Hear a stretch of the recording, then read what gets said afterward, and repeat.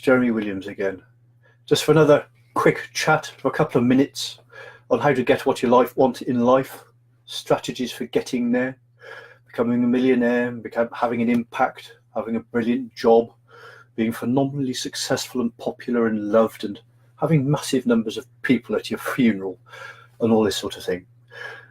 I'm just going to go back over an area that's been on my mind a little bit lately. Seems to come up quite a lot.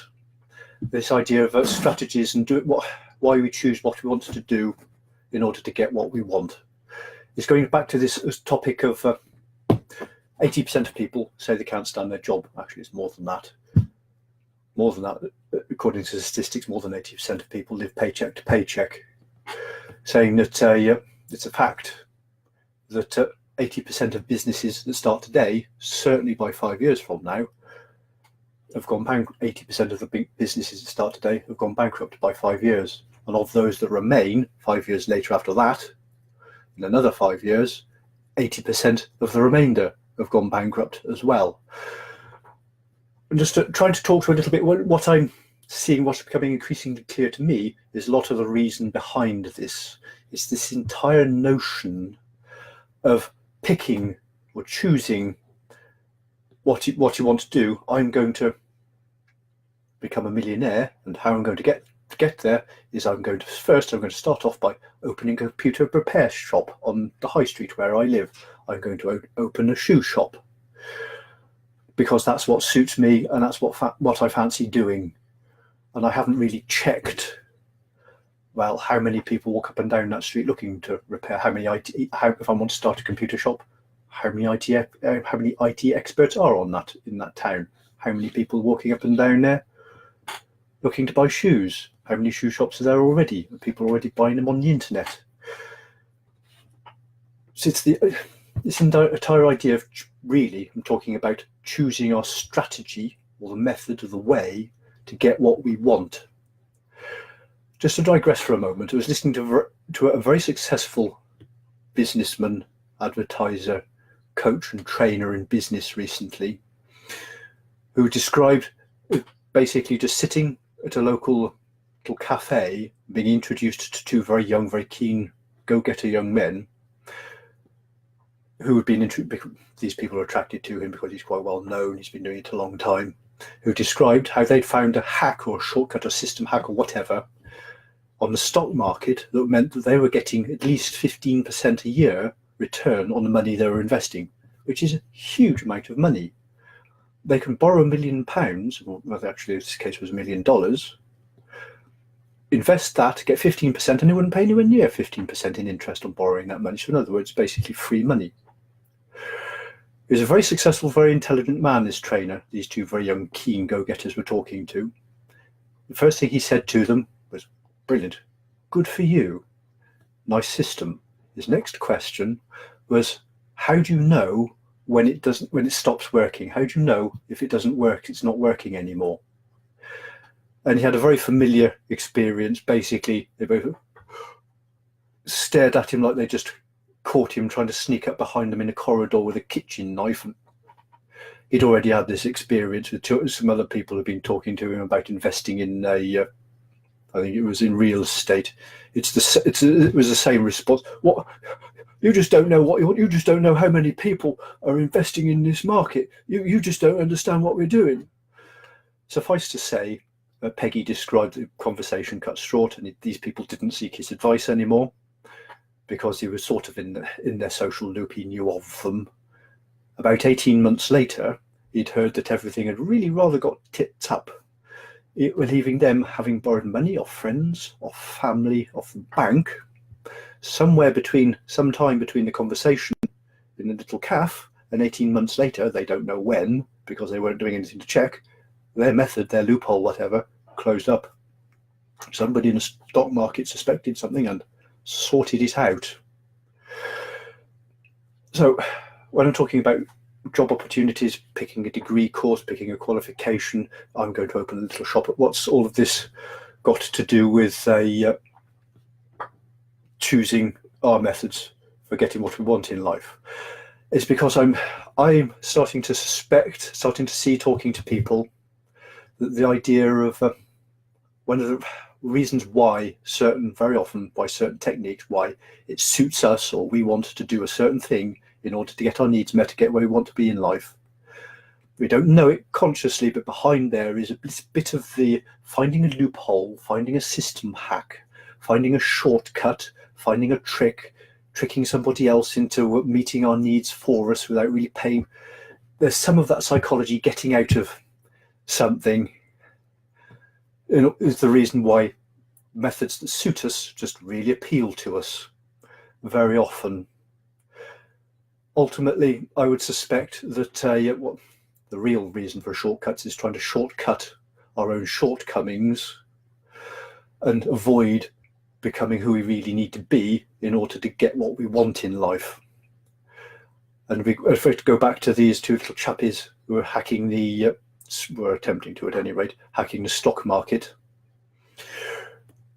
When that happens, or it doesn't even need to be that extreme, but I think it's quite a descriptive to trying to hack a stock market, or somebody who's opened a shop on the high street who are less obviously trying to pick a shortcut.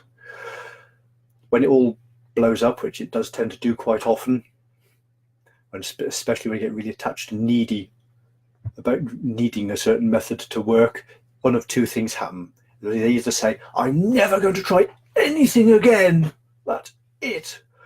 Or, sometimes even worse, in the case of little chappie that two little very keen go-getters that Peggy was talking to, they become so emotionally attached to, they need it to work so much because there's so much emotional reward would come. They'd look so big, any self-worth or justification issues they'd have would just go away, and they'd be a millionaire. And very often they just add another strategy. They protect their failed strategy or failing strategy. They add, I should have been on Forex. No, I shouldn't have been on Forex. I should have been on one-day trading. I just opened on. They come up with some other excuse. If somebody's looking for a relationship, they've got an emptiness inside and they want to be happy. It was just the wrong person. Somebody can just come in my life and everything will be right. I can just do this one thing and everything will be right. It just wasn't the right way. It's something external to their man now, or also external to their strategy to do it. It might sound a bit extreme as well, but it's a well-known fact that scammers, proper thieves, con merchants, people who timeshare and all this sort of thing, they trade in amongst themselves for a lot of money the names and addresses of people they've just scammed. Why? Why would somebody pay a lot of money for? Because they're hot. What's their hot topics? They're hot prospects. They're hurt. They're even more hurt than they were. They're even more desperate to justify themselves. They're even more desperate to prove that what they do and their view of the world and how they do things to try and get what they want in the world works. And they're just wide open to being scammed again, like somebody pulling the arm of a one-armed bandit. They've fallen, they've just been hurt, and they just need it even more. So they just dive back into the same strategy. They've never really asked themselves why they chose this strategy, why they're doing what they're doing. Is it working? Do they see other people doing that? Have they done any research into it? And they could just get locked into this downward spiral. I see that quite often, especially when people get attached. The world really notices when we get attached with things working and they don't. Just because I want something to work, because it'd suit me, doesn't mean it's a method that works. In reality,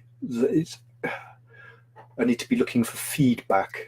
Really, what I'm suggesting, instead of just looking for what suits me, or what would I just really, I just like to have a media studies degree, and everything looks really comfy on television. All those other people in media look to be really wealthy and have a really nice life. Really? Do you know that? Oh, I'm going to be a millionaire because I'm going to go singing on the X Factor. Not really? Aren't the chances of becoming a millionaire or successful singing on the X Factor vanishingly small? Is it possible that if you try to become a millionaire, somebody tried to become a millionaire by running car parks, buying a couple of car parking spaces and then expanding, and then only a couple of more car parks? Maybe that's viable. Maybe you could actually do that maybe in 20 or 30 years, maybe less than that, 30 years sounds a bit scary, 20 years time, maybe the chances of being really comfortable and being a multimillionaire from that, maybe it might be, I don't know, 1 in 2, 1 in 3, just picking numbers out of the air. So I'm going to suggest, instead of becoming addicted to methods that suit us, or just picking methods, just asking, what do you want in life? Who do you have to be to get it? Who do you have to become to get it? How do you become that person? What is your next step? The question is, who do you have to become? Who do I have to become? This is, do I have to become more patient? Do I have to be able to keep my cool while people are annoying me so I don't escalate situations? Do I have to be kind? Do I have to just go out and just learn how the skill of giving value and helping to others and not asking anything to return, because I just need to learn that skill and I just need to carry on and do it? Who do I need to become? How do I become that person? And then looking, there are millions of opportunities coming. And never have, I know it's a bit of a cliche, there are loads of opportunities coming up that you can work from home, you can earn a lot of money, you can communicate, you don't actually necessarily have to be much of an extrovert, you can be fairly introverted while you're doing it. There's lots of opportunities for that, although you still have to listen and learn. But pick a method, pick a strategy that you know works. Somebody else has done it. What skills have they picked up in order to do it? Find one that works. Out of the many that do work, find one that speaks to your happiness. Find one that speaks to your strengths, to your long-term fulfillment, not to your short-term needs or avoidance or instant gratification. And then commit yourself to that until it works. Basically, am I cooking with gas? Does this make any sense? Hopefully. I'll go on the next little 5-minute talk. It'll be about an actual strategies on how do you pick a strategy, how do you see how do you view things from a couple of angles, so you know it's far more likely to be true, this sort of thing. If I hit any nerves, leave a comment. Feel free to share with your friends, and I'll see you next time.